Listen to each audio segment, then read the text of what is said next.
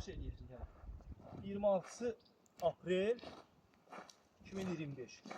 Keçən il 23'ü gəlmişik. 23'ü geçen yıl. Keçən il 23 aprel gəlmişik. Olsun bütün qardaşlar buradan salamlayırıq. Görəm nə deyə bilərsən bugünkü çaşır yığımından bağlı. Allah'a kurbanım ki her gelende boş kalkmıyor. Az çok yığarıq. Şükür. Bugünkü günə min şükür. Yine gelende boş kalkmıyor. Həmişə olsun yığaq gedək.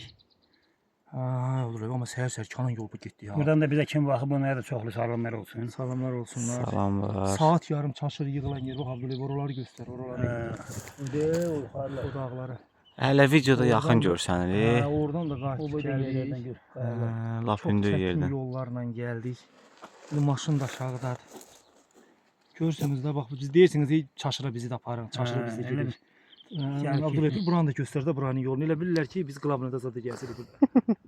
Daşın, qayanın içində çox çətin yollarda zülmlə getdik, gəldik. Amma şükür.